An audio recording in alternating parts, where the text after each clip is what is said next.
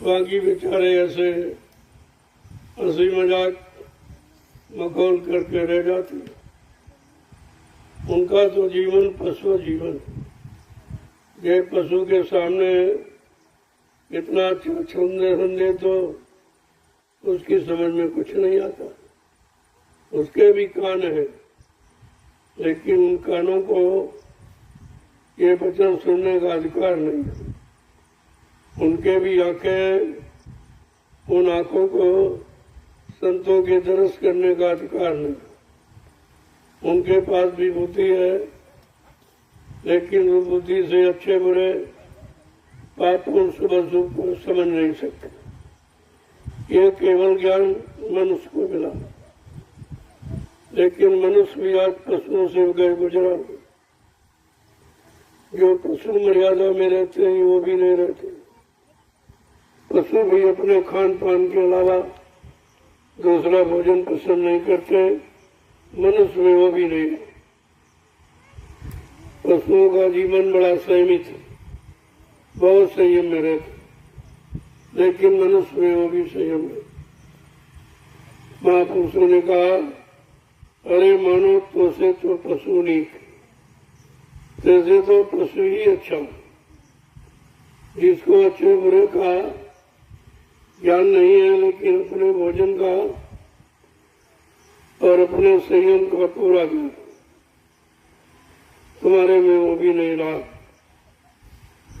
तुम तो सजा पाने के सिवा माफी मिलने का तुझे अधिकार ही नहीं रहा। महात्मा तो बहुत पहले से आपको इशारा करते कि भाई उस समय खराब आ रहा, उस खराब समय से बच के रहो। जब कोई दुर्घटना होने को होती है और आपको जानकारी मिल जाए तो आप चेत जाते हो, लेकिन इतनी बड़ी जानकारी समय की आपको दी जा रही है, लेकिन कोई जागरूकता नहीं, कोई सोच और समझ में नहीं। ऐसा मालूम पड़ता कि उसको सुनाई ही नहीं देता, ऐसा समझ में आ रहा उसको दिखाई नहीं दे रहा। उसकी मानव बुद्धि का विवेक ज्ञान खत्म हो गया, तो अच्छा और बुरा, पाप और पुण्य कुछ नहीं समझ पा रहा। माँ बहन बेटी बहू की परख पहचान भी खत्म हो गई, बिल्कुल पशु जीवन व्यतीत कर रहा। तो इनको सजा मिल जाए पशुओं की तरह, फिर भी समझ में नहीं आता। पशु को आप डंडे से मारो तो ये नहीं समझ रहा मैं किसने मारा था। उसी तरह आप मनुष्य को सजा मिलती है, लेकिन वो समझ नहीं पा। तो पशुओं से गए गुजरा। शरीर तो मनुष्य का है, लेकिन बुद्धि पशुओं से गए गुजरी। तो ये सब चीजें जिसकी समझ से आपको जानकारी दी जा रही, अभी आप समझ लो, आगे कोई समझाने वाला नहीं मिलेगा। किसी के पास समय नहीं होगा जो तुम्हें समझाएगा, सबको अपनी अपनी पड़ी होगी। एक समय की इशारा किया गया था, एक ऐसा समय आ रहा जब सबके दाढ़ी में आग लगेगी, कौन किसकी बुझाएगा, सबको अपनी अपनी पड़ी होगी।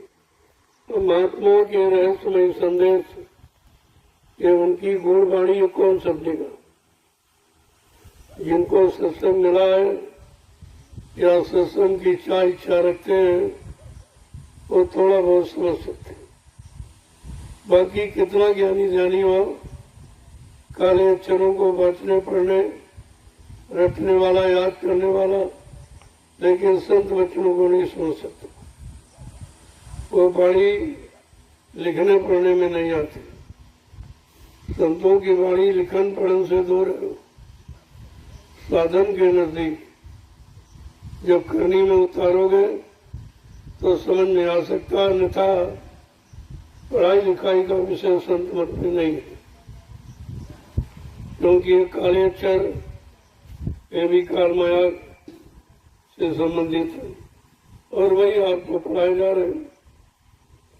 लेकिन संतों की अमृत वाणी जो तुम्हारे जीवन को सार्थक बनाए, तुम्हारी जीवात्मा का उद्धार कल्याण कराए, वो संतों के वचन तो आप कभी सुनते नहीं हो और ना तुम्हारी समझ में आते।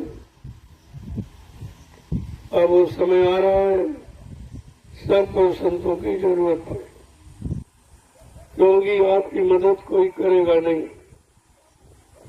जो आपने सामान इकट्ठा किया है, जमीन है, दुकान है, मकान है, रुपए पैसे धन दौलत, पत्नी बाल बच्चे, ये तो कुदरत के झटके में खत्म हो जाए और यहीं पर झूठा अहंकार करते हो कि हमारी मदद हो जाएगी।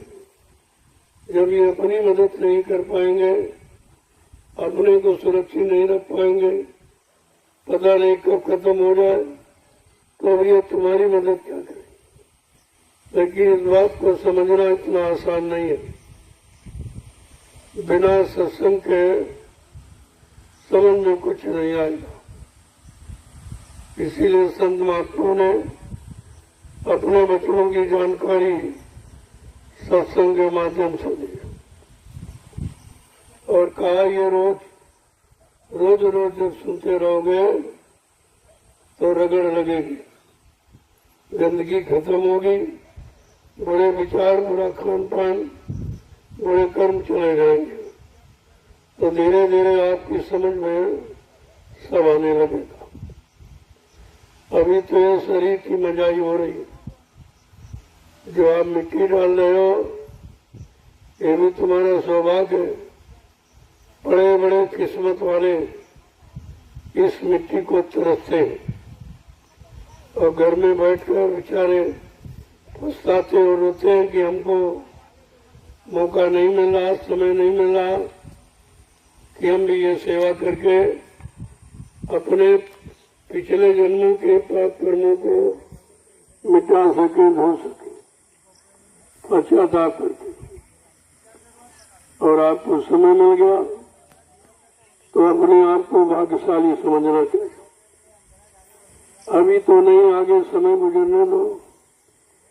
इस सेवा के लिए लोग तरसेंगे, तब तक काम पूरा हो जाएगा, फिर यहाँ सेवा भी आपको नहीं मिलेगी। कितना प्रयास करो, कितनी मांग करो, लेकिन सेवा हमेशा नहीं। जब तक व्यवस्था नहीं बनती है आपको सेवा मिली हुई, जब बनके तैयार हो जाएगी फिर कोई सेवा आपको नहीं मिलेगी। न धन की सेवा, न तन की, न मन की। अभी तो आप समझते हो कि पैसे को बचा के रखेंगे, खर्च नहीं करेंगे, परमार्थ में लगाएंगे, लेकिन जब समय निकल जाएगा, जब तुम पैसा लेके आओगे तो महात्मा यारे भाई ले जाओ, हमको जरूरत है, हम इसका क्या करेंगे, तुम्हारे पैसे का समय निकल गया। अब तुम पश्चाताप करोगे कि मैं समय से चूक गया। आज उसी भूल चूक को मिटाने के लिए आपको अवसर दिया गया है। तन की, मन की, धन की और इंद्रियों की और बुद्धि की, विचारों की सब प्रकार की सेवा समाहित है उसमें। गरीब से गरीब और धनी मानी सबको मौका है। देखो अचानक दो जीव और आ गए, वो समझते होंगे बेचारे कि हमसे मिट्टी डुलाई जा रही है। ये मत समझो तुम्हारे पाप कर्म काटे जा रहे। जो भी करके आए हो उसकी माफी है, जो पिछले बुरे कर्म किए हो उसका भी उद्धार हो जाएगा। इतना बड़ा लाभ रुपए पैसे देकर भी आप किसी से करवा नहीं सकते। इसलिए ऐसी भूल मत करो। ये मिट्टी ढोना नहीं है, ये 88,000 ऋषियों की तपोभूमि, जहाँ पर उन्होंने तपस्या करके इस मिट्टी को पावन पवित्र बनाया। आज वही पवित्र मिट्टी तुम्हारे सिर पे रखकर तुम्हारे सिर पर लदे पाप कर्मों की गंदगी को हटा रही। ये मिट्टी कितना बड़ा काम कर रही है, लेकिन ये समझ में किसी के नहीं आता। ये तो महात्माओं को पता है कब कैसे जीवों का काम होगा, किस युक्ति से होगा, किस उनका व्यवस्था से होगा। तुम्हारे लिए वही सरल उपाय रख देते हैं और मौका देते हैं कि इसका लाभ उठा लो। तो आप ये मत समझो कि अब मिट्टी ढो रहे हैं। मिट्टी तो दुनिया के लोग ढोते, लेकिन ये लाभ उस मिट्टी में नहीं है। यहाँ भी गांव में मिट्टी ढो रहे हैं, लेकिन वो लाभ नहीं है, क्योंकि संत महापुरुषों के आदेश से जो मिट्टी उठाओगे वो तुम्हारे कल्याण की बन जाएगी। उसमें कर्म काटने की शक्ति पैदा हो जाती। इसीलिए तो कलयुग में संत महापुरुषों की जरूरत है। इसमें ज्ञानियों ध्यानियों की, ऋषि मुनियों की अवतारी शक्तियों की आवश्यकता नहीं है। इसमें संत महापुरुषों की जरूरत है, क्योंकि परिवर्तन उनके द्वारा हो। जीवों के पाप कर्मों की अदायगी उनके द्वारा होगी। पाप कर्मों की माफी वो कर सकते, उनको अधिकार है। तब समय की बात को जब सुनोगे, समझोगे, तब आपकी समझ में सब आ जाएगा। लेकिन तुमको बिना सत्संग के, बिना संत वचनों के तुम किताबों में पढ़ के समझ पैदा कर लो तो कभी नहीं होता। अपने मन को समझा लो, कभी नहीं। मन की काली करतूतों को बंद करा दो, कभी नहीं संभव। वो तो महापुरुष मिलने चाहिए जिनको अधिकार है, वो तुम्हें अधिकार दिला देंगे और तुम्हारा काम करा देंगे। अनंत जन्मों का इतनी बड़ी शक्ति सामर्थ्य लेकर कलयुग में संत पधारे हैं, लेकिन तुमको उनकी महिमा नहीं मालूम। तुम पास जाकर भी उन्हें पहचान नहीं सकते। बहुत सारी वेशभूषा में रहते हैं, सादी बोली भाषा में, सादे आवास निवास में रहते हैं, फिर आप कैसे पहचानो? उनकी पहचान बाहर में नहीं है, अंदर में। अंदर की पहचान जब करोगे, जब नाम की साधना अंतर्मुखी होकर आत्मा से करोगे, तो आत्मा की साधना तुम्हें किसी ने बताई नहीं। तुम्हें तो शरीर इंद्रियों की पूजा बताई गई। पूजा करो, पाठ करो, तीर्थ करो, व्रत करो, हवन जप यज्ञ गंगा स्नान, तो इससे कुछ होने वाला है नहीं। ये तो शरीर इंद्रियों को पाक साफ पवित्र बनाने वाली है, वो भी आप नहीं कर पाए हो। पूजा भी करते हो, शराब भी पीते हो, झूठ भी बोलते हो, छल-कपट भी करते हो, धोखाधड़ी बेईमानी, तो तुमने पूजा को भी कलंकित कर दिया, उसको भी बदनाम कर दिया। लिहाजा लाभ पाने की जगह आपको सजा मिल रही है। आप निरंतर परेशान होते चले जा रहे हो, बीमारियां तुम्हें घेरती जा रही, लड़ाई झगड़े के बीच फंसते जा रहे हो, दुर्घटनाओं में अकाल मौत होती जा रही, ये सब सजा पा रहे हो आप। तो ये पूजा पाठ तुम्हारा क्या भला कर रहे? अरे जड़ पूजा, जड़ कभी चेतन का काम नहीं कर सकते। इसलिए चेतन आत्मा से जगाए चेतन नाम की आराधना करो, तो तुम्हारा चेतन काम हो जाए। तो जड़ से जड़ का काम करो और चेतन से चेतन का काम करो, तुम्हें तो दोनों अधिकार मिले। संत महात्मा किसी का विरोध नहीं करते, किसी की निंदा आलोचना बुराई नहीं करते, दोनों रास्तों की जानकारी देते कि शरीर इंद्रियों से कर्म करने का रास्ता ये है और आत्मा से कर्म करने का रास्ता ये। जब शरीर इंद्रियों से पूजा पाठ तीर्थ व्रत दान हवन जप गंगा स्नान ये करोगे तो मान मिलेगा, सामान मिलेगा, सम्मान मिलेगा, और आत्मा से भजन करोगे तो भगवान मिलेगा। देखो कितना अंतर, सामान सम्मान और भगवान में कितना अंतर। और तुमने भगवान पाने की साधना की नहीं। ये शरीर इंद्रियों से परमात्मा की प्राप्ति नहीं होती, क्योंकि शरीर नाशवान है, इंद्रियां भी नाशवान है। लिहाजा इससे किया गया कर्म वो भी नाशवान है। और आपको तो अमिट वाला चाहिए, अमर वाला चाहिए, अमर लोग पहुंचाने वाला चाहिए। जीवात्मा अजर अमर अविनाशी है। जीवात्मा से जब यानी भजन करोगे तो आत्मा अपने घर को चली जाएगी, परमात्मा से मिल लेगी। लेकिन पूजा पाठ नहीं मिलाएगी। अगर किसी को मिलाया तो बता दीजिए आप। लेकिन 3 युगों से आप कर रहे हो तो धीरे धीरे फंस गए हो। जब कोई व्यक्ति शराब पीने लगता है तो ज्यादा दिन हो जाते तो बेचारे फंस जाता।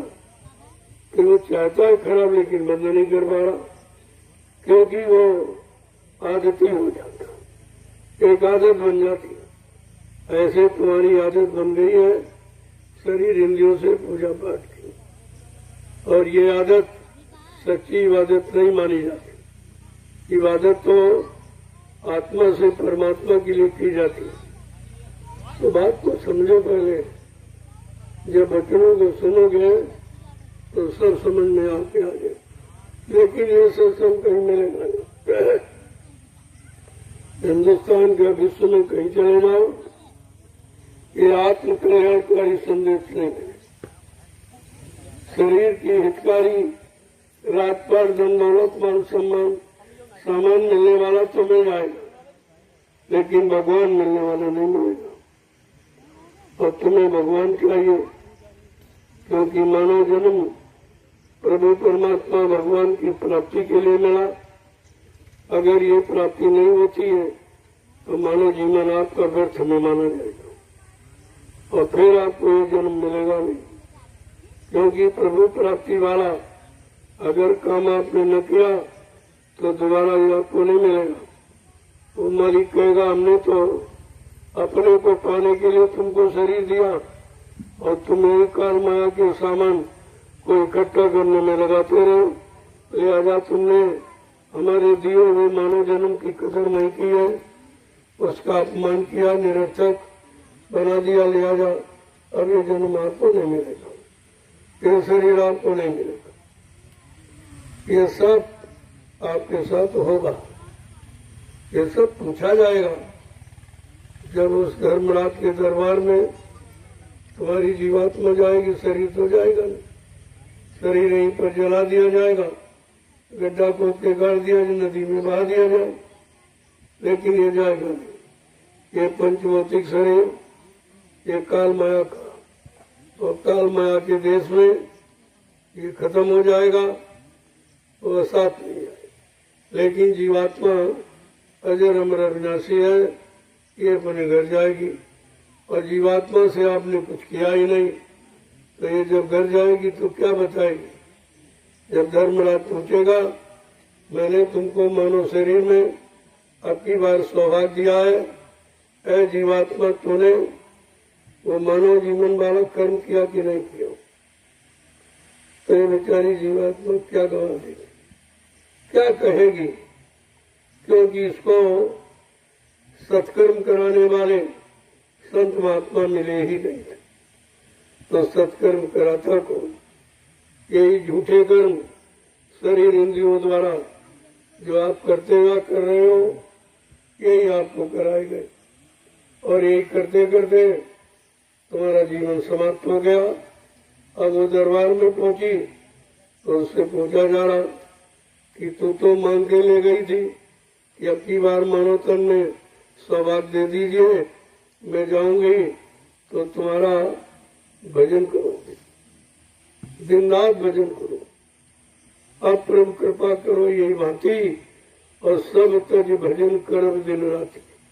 ये वादा अपने गर्भवास में किया है, जिसको संत गोस्वामी जी महाराज ने रामचरितमानस में स्पष्ट किया, ताकि मानव इस वादे को भूलने न पावे।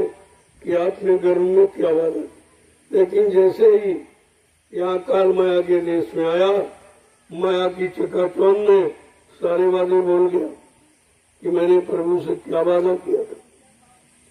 अब आज वो प्रभु स्वतः तुमसे पूछने के लिए आया कि तुमने गर्भ में वादा किया था और मेरा नाम लेके कहा था कि अब प्रभु कृपा करो ये भक्ति और सब तज भजन करो दिन रात। हे प्रभु, हे मालिक, हमारे पर ऐसी दया कृपा मेहरबानी करो कि इस नरक कुंड से बाहर करो और मैं जब बाहर जाऊंगी तो दिन रात तुम्हारा भजन करूं। और तुम भूल गए हो, तुम सब भूल गए। दिन रात का वादा किया तुमने, शुरू भी नहीं किया, और वादा किया भजन का और पूजा में फंस गया, वो भी जड़ पूजा। चेतन होती तो ठीक था, तो जड़ पूजा। लेकिन अब ये जानकारी बगैर संतों की कौन बताएगा कि जड़ पूजा क्या है, चेतन पूजा क्या, जड़ पूजा का लाभ क्या, चेतन पूजा का लाभ क्या। ये तो जानकारी जब मिलेगी जब संतों के करीब शरण में जाओगे और उनके वचनों को सुनोगे और धीरे धीरे अपने मन को पकड़ाओगे और मन को उनके वचनों के अनुसार चलाना शुरू करोगे, तब आपकी समझ में आएगा हमें क्या करना चाहिए, क्या नहीं करना चाहिए। लेकिन ये तो आप सब बोल रहे हैं, ये किसी को नहीं मालूम। जिनको ज्ञानी ध्यानी वैज्ञानी, वो तो और अज्ञानता में फंसे पड़े, उनको भी नहीं मालूम। जिनको राजा कहते हो वो तो महाज्ञानी, उनको भी कुछ पता नहीं।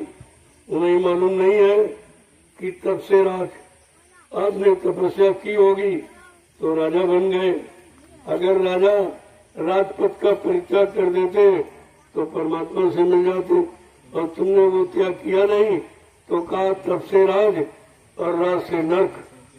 जब राज का वो भोग करोगे तो नर्क में चले जाओगे। ये कोई नहीं पड़ता, और सब उसी नर्क की तैयारी में जुटे पड़े और समझते हैं हम बहुत अच्छे। सबसे गंदगी का स्थान है राजा बनना। देश का राजा देश भर की गंदगी उठा रहा, वो गंदगी इतनी बढ़ा लेगा, कितने हजार बार जन्म लेकर भी इस गंदगी से अलग नहीं हो पाएगा। इतना ही खराब पद, इसलिए महात्मा इसको कभी स्वीकार नहीं करते, इससे बहुत दूर रहते और लोगों को, अपने प्रेमियों को, अपने जीवों को ऐसी गंदगी से दूर रखते। एक प्रेमी आया, तो महाराज मैं सांसद बनना चाहता हूँ। अरे कहा तो बहुत बड़ी गंदगी, क्यों अपने क्षेत्र की गंदगी उठाने को तैयार घूम रहा। कहले नहीं नहीं, बड़ी क्षेत्रवासियों की बड़ी इच्छा है। कहते नहीं नहीं हम समर्थन देंगे। वो नहीं माना, हट करने लगा। अब लेकिन महात्मा तो अपने जीव को नहीं फंसाएंगे, उन्हें कुछ भी करना पड़ेगा। तो समर्थन मिला और बनने जा रहा था, लेकिन 4 वोट से हार गया और आया कि महाराज मैं 4 वोट से हार गया। अरे कहा तुझे नहीं मालूम 4 वोट कम कराने में हमको कितनी मेहनत करनी पड़ी, हराने में कितनी मेहनत करनी पड़ी कि तू भी नर्क में चला जाएगा। लोग कहेंगे तो संतों का जीव था, नर्क में कैसे चला गया। तो अपने जीव को कभी नर्क में नहीं जाने देते हैं और स्वार्थ लोभ लालच मान सम्मान से अलग रखते हैं। ये हमेशा आपको ध्यान में रखना चाहिए। और कहा था जय गुरुदेव नाम लेकर चुनाव लड़ोगे तो बच्चा हार जरूर जाओगे, और चोरी करोगे तो पकड़ जाओगे। ये 2 काम मत करना। ये पहले ही आदेश दिया जा चुका, और फिर भी बार बार तुम गंदगी में कूदने की इच्छा रखते हो, बचनों को भूल जाते हो और ठुकरा देते हो, और गुरु को छोड़कर गंदगी में कूद जाते हो। फिर भी गुरु अपने जीव की मदद करते, उसे गंदगी में जाने नहीं देते। कहीं 1 वोट से हरा देंगे, कहीं 4 वोट से, मतलब उसको गंदगी में नहीं जाने देंगे। अब वो यही कहेगा तो गुरु ने मदद नहीं की, हमको हरवा दिया। कहा हरवा नहीं दिया, तुमको जिता दिया, काल से तुमको जिता दिया, हरा नहीं दिया। तो संतों की महिमा बड़ी अपार है, जिसे समझना इतना आसान नहीं है कि आप समझ कब किससे कैसी सेवा ले लें, कब किसको कहाँ पर मोड़ दें, कहाँ लगा दें, कैसी सेवा में लगा दें, उसके पाप कर्मों को उतार दें, उसका काम सहज में कर दें। ये उनकी दया है। उनकी दया के आगे कोई कुछ नहीं कर सकता। इसीलिए कहा गया 8 खंड 9 दीप में गुरु से बड़ा न कोई, करता जो न कर सके गुरु करे सो।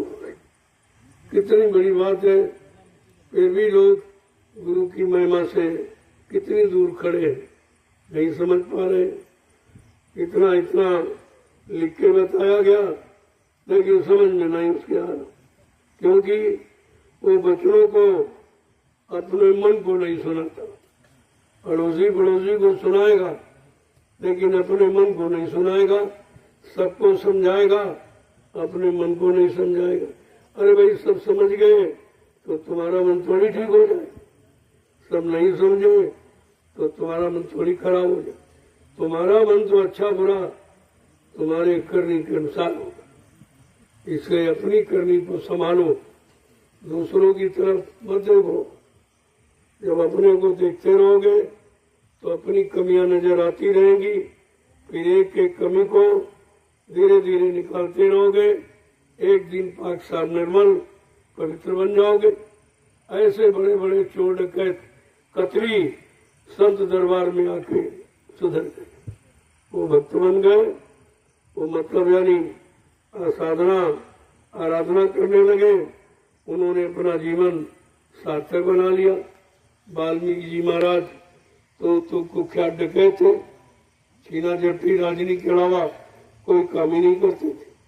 वो कैसे संतों ने मिनट नहीं लगा बदल दिया। अपने सत्संग बचनों, अपने बचनों की दया बरसा करके उनको सेकंडों में बदल दिया था।